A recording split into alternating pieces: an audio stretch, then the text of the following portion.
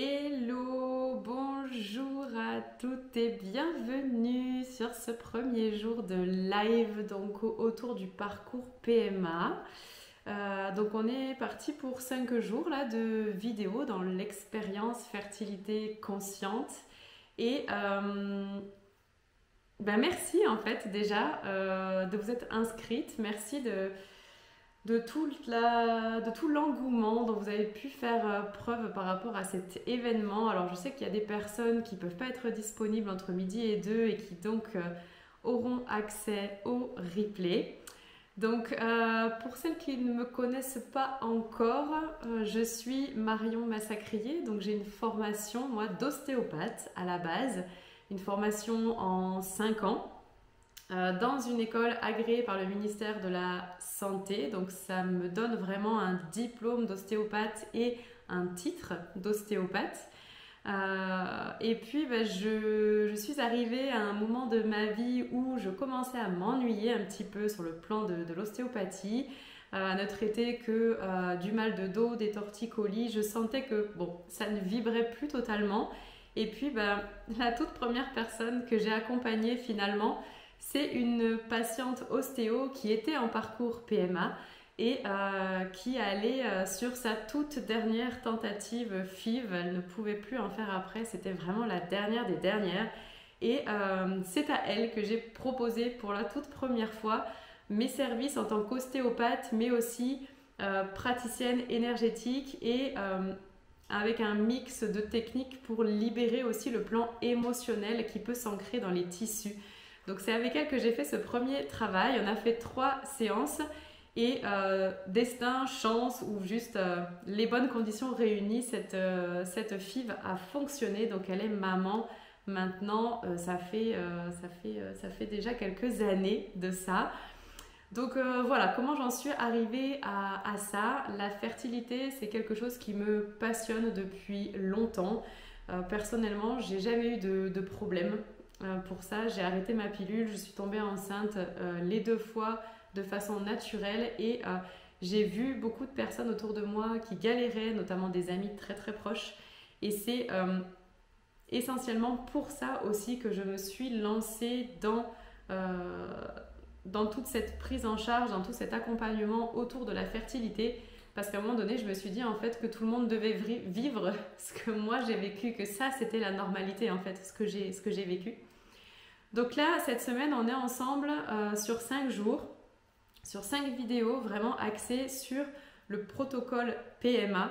Et aujourd'hui, en guise d'introduction et de premier jour, on va parler vraiment du parcours PMA sur le plan plus technique, vraiment qu'est-ce qui s'y passe.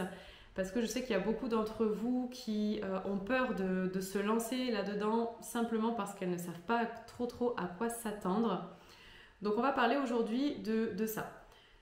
Donc la PMA, procréation médicalement assistée, ça regroupe en fait un ensemble de techniques qui permettent d'aider un couple ou une femme seule à concevoir un enfant en cas d'infertilité ou en cas d'impossibilité de concevoir un enfant naturellement. Donc ce protocole PMA, il est relativement efficace puisque aujourd'hui quand même il y a un enfant sur 30 en France qui naît grâce à la PMA, ce qui fait 3 à 6% des naissances chaque année quand même. Et les taux de réussite sont assez variables et dépendent aussi quand même beaucoup de l'âge de la personne. Mais pour une femme qui a moins de 35 ans, on a quand même entre 25 et 30% de succès par tentative. Et on tombe à 5 à 10% pour des femmes qui ont plus de 40 ans. Ce qu'il faut retenir surtout, c'est qu'il y a quand même un couple sur 6 ou 7 aujourd'hui qui rencontre des difficultés à concevoir un enfant de façon naturelle. Donc pourquoi est-ce qu'on rentre dans le parcours PMA finalement ? Eh bien c'est pour diverses raisons d'infertilité. Donc il peut y avoir de l'infertilité du côté de la femme, comme les troubles de l'ovulation, comme une endométriose qui va perturber le bon fonctionnement. On peut retrouver des trompes bouchées etc., etc. Et on peut aussi avoir de l'infertilité masculine, donc avec un sperme de mauvaise qualité, des spermatozoïdes avec des anomalies génétiques, etc. On peut retrouver des anomalies chez les deux partenaires, bien évidemment. Et très très souvent, finalement, on va retrouver de l'infertilité qu'on va appeler inexpliquée. C'est-à-dire que tous les tests ont été faits. Sur le plan médical, monsieur, tout va bien, madame, tout va bien, mais ça ne fonctionne pas quand même. Okay, la PMA s'est ouverte aussi depuis 2021 à toutes les femmes, même les femmes qui voulaient avoir un enfant toutes seules, et aussi aux couples de femmes. Donc aujourd'hui, sur le plan vraiment technique, dans le protocole en lui-même, il y a différentes techniques. Donc on va retrouver d'abord tout ce qui est insémination intra-utérine. Donc là, c'est simplement le sperme du conjoint ou d'un donneur qui est introduit directement dans l'utérus de la femme. En général, il y a aussi une stimulation ovarienne qui vient ici pour accompagner tout ça. C'est une technique qui reste simple et qui reste peu invasive, donc avec peu de conséquences ensuite physiques vraiment. Mais elle est utilisée surtout si le sperme du donneur ou le sperme du monsieur est de très bonne qualité. Okay, autre technique du parcours du protocole PMA, les techniques qu'on connaît, qui sont faites de plus en plus finalement, ce sont les FIV, fécondation in vitro. Donc qu'est-ce que c'est que ça? C'est que on prend un ovule de madame, on prend le spermatozoïde de monsieur et on les fait féconder dans un laboratoire. On fait maturer l'embryon jusqu'à un certain stade et ensuite on transfère l'embryon à l'intérieur de l'utérus de madame. Okay, donc on peut avoir la FIV classique où les spermatozoïdes viennent féconder naturellement l'ovule en laboratoire, mais on peut avoir aussi des FIV un peu plus complexes qu'on appelle FIV ICSI, où là c'est un seul spermatozoïde qui est injecté directement dans l'ovule, et ça on le fait surtout quand il y a des anomalies au niveau des spermatozoïdes, au niveau du sperme de monsieur, où on va aller chercher vraiment les spermatozoïdes qui sont les plus en forme, les plus viables. Dans le protocole PMA, on va retrouver aussi le don de gamètes. Ça, c'est possible, le don d'ovocytes ou le don de spermatozoïdes. Et là, c'est vraiment utilisé quand il n'y a pas du tout ou quand il y a une très mauvaise qualité des gamètes. Et c'est utilisé aussi pour les couples de femmes et les femmes seules qui veulent avoir un enfant. Donc après, le principe reste le même, c'est qu'on fait féconder, on a recours à des FIV ou à des inséminations. On peut avoir recours aussi, mais ça se fait beaucoup moins, à de la congélation d'ovocytes pour préserver en fait la fertilité. Il y a de plus en plus de femmes qui le font parce qu'elles savent qu'elles veulent un enfant mais qu'elles n'ont pas forcément le partenaire pour le moment. Donc elles font congeler leurs ovocytes qui sont en bonne santé. Et on peut avoir recours aussi à des embryons congelés. Ça se fait bien aussi quand sur une ponction, il y a beaucoup d'ovocytes qui sont prélevés, lors de la FIV, il y a plusieurs ovules qui sont fécondés, il y a plusieurs embryons et en général, on en réintroduit un seul dans l'utérus de la femme et on congèle le reste. Donc comment ça se passe concrètement un protocole de FIV? Si on part vraiment sur la fécondation in vitro, donc bien évidemment qu'il y a tout un tas de bilans préalables qui sont faits, des examens hormonaux, des échographies, un spermogramme. On va aussi aller vérifier le bon état des trompes, de l'endomètre, etc. Ensuite, on va donner à la femme des produits pour faire une stimulation ovarienne sur la première partie de son cycle. Donc là, c'est de l'injection directement d'hormones dans le corps des femmes pour produire plusieurs ovocytes.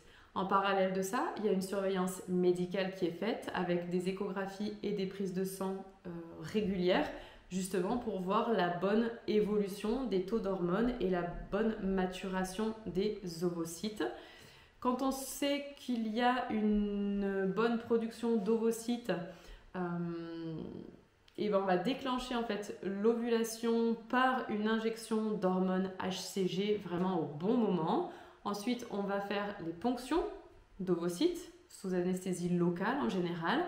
Ensuite, va se faire toute la fécondation in vitro au laboratoire, la maturation de l'embryon, ce qu'on va appeler culture embryonnaire, entre 2 et 5 jours, ça dépend des centres. Et puis ensuite, il y aura le fameux transfert d'embryons, donc soit un, soit deux qui sont transférés dans l'utérus, mais c'est 2 grands maximum. À ce moment-là, on va donner à la femme aussi de la progestérone pour favoriser la bonne implantation de l'embryon dans l'utérus. Et puis ensuite, on leur fait faire un test de grossesse 12 à 14 jours après le transfert. Ok ? Donc voilà comment ça se passe, un protocole dans la théorie. Ok ? On va voir un peu plus loin qu'il y a la théorie et il y a la réalité. Ok ? Un parcours PMA, ça peut durer quelques mois, comme ça peut durer quelques années. Il y a quand même une charge émotionnelle qui est très très très forte entre l'espoir, le stress, la fatigue, les déceptions, etc. Donc il y a quand même beaucoup de choses qui se passent au niveau du corps, certes, mais aussi au niveau des émotions. Et donc ce parcours PMA, aujourd'hui en France, il est pris en charge à 100% par la sécurité sociale jusqu'à 43 ans et dans la limite de 6 inséminations et 4 tentatives de FIV. Ok ? Donc on a parlé de la théorie, tout ce côté mécanique, tout ce côté protocolaire et médical. Maintenant, dans la réalité du parcours, il y a quand même pas mal de choses imprévisibles et éprouvantes qui viennent perturber le bon déroulé du protocole et qui peuvent venir augmenter considérablement les délais. Hein. Donc les délais sont longs dès le départ. Hein. Pour avoir un premier rendez-vous avec un centre PMA, ne serait-ce que pour faire les tout premiers tests, ça peut prendre vraiment plusieurs mois. Tous les examens qui sont à faire avant de commencer, donc le spermogramme, l'échographie, les bilans hormonaux, etc., tout ça, ça doit être fait à un moment précis du cycle chez la femme. Et donc, il suffit d'un retard de règles ou d'un cycle où il n'y a pas d'ovulation, comme dans le cadre du SOPK par exemple, et on recule facilement déjà d'un mois. Okay ? Tout ce qui est délai administratif, bien évidemment, les consentements, les différents droits, tous les documents à fournir, toute la conception du dossier, au final aussi, peut prendre vraiment, vraiment très longtemps, plusieurs mois. Et dans le cadre des imprévus, sur le long du protocole, on peut avoir en fait des annulations, par exemple parce qu'une stimulation n'a pas été assez efficace, ou alors la stimulation a été trop forte et a produit trop d'ovocytes qui sont de mauvaise qualité. Là, le cycle va être annulé, on va mettre le corps au repos et ça va repousser au moins au cycle d'après, voire encore à celui d'après. On peut avoir des protocoles qui sont mis en pause aussi à cause des hormones qui sont injectées, qui peuvent produire des kystes et créer d'autres déséquilibres hormonaux. On peut se retrouver aussi avec des corps qui ne répondent pas au traitement, donc il faut réajuster les traitements et donc tout recommencer. Parfois, l'ovulation va se déclencher d'elle-même, donc hors contrôle du protocole. Et là, malheureusement, tout est perdu pour ce cycle. Donc ça repousse encore au cycle d'après. Un embryon qui est fécondé en laboratoire peut ne pas se développer correctement. Et donc là, encore une fois, si on se retrouve sans embryon à réintroduire, on repart pour un nouveau protocole, une nouvelle stimulation, une nouvelle ponction, etc. On peut avoir un transfert qui est annulé au dernier moment aussi parce que y a un souci au niveau de l'utérus, il y a une inflammation, l'endomètre il n'est pas tout à fait prêt. Donc tu vois, dans la théorie, sur ton premier protocole, tu peux tomber enceinte, comme ça peut être interrompu, comme ça peut être repoussé, un cycle, 2 cycles, 6 mois, 1 an, etc. etc. Donc c'est là que ça va être important aussi de prendre en compte les plans énergétiques et les plans émotionnels des personnes en parcours PMA pour pouvoir gérer tout ça, être prête en fait à gérer tout ça. Parce que là, tous les traitements hormonaux qu'on donne, ça provoque de la fatigue, ça fait gonfler le corps, ça peut entraîner des maux de tête, des sautes d'humeur, etc. Tout le protocole reste quand même un stress, une contrainte, une pression, stress qui vient lui-même dérégler nos hormones et donc perturber le cycle. Et il y a un truc qui existe, qui est réel, c'est le burn-out PMA. Ok ? Parce que toutes ces montagnes russes sont épuisantes et au bout d'un moment, tu peux plus. Ok ? Ça arrive quand même très souvent que les couples fassent des pauses aussi parce que c'est plus possible de gérer l'intégralité des contraintes qu'impose en fait le protocole PMA. Donc c'est vraiment une gestion en fait millimétrée du quotidien. Tu dois aller à l'hôpital tôt le matin pour des échographies, tu dois te faire des injections d'hormones à des heures très très fixes, même si tu es au travail, même si tu es dans un avion, dans un train, etc. Il faut que tu te rendes disponible pour une ponction, pour un transfert, pour tous les rendez-vous. Si l'un des deux partenaires ne peut pas être présent, dans certains centres, les rendez-vous sont reportés parce que c'est important. Et pour les femmes qui sont seules ou pour les couples de femmes, il y a aussi un accès à certains centres qui est encore très très lent ou très peu fluide. Okay ? Le facteur temps joue un rôle important aussi parce que plus tu avances en âge, plus les échecs peuvent s'enchaîner. On le sait, on a une réserve ovarienne qui est définie avec un nombre d'ovocytes défini à la naissance. Ce nombre d'ovocytes, à chaque fois qu'on ovule, la réserve ovarienne, elle est réduite et arrive un moment où il n'y en a plus. Et chez certaines femmes, il n'y a plus, la réserve ovarienne est vide à 39 ans, d'autres, elle est vide à 45 ans. C'est très très aléatoire. Donc ça encore, c'est un facteur à prendre en compte qui peut totalement perturber en fait le bon déroulé du parcours.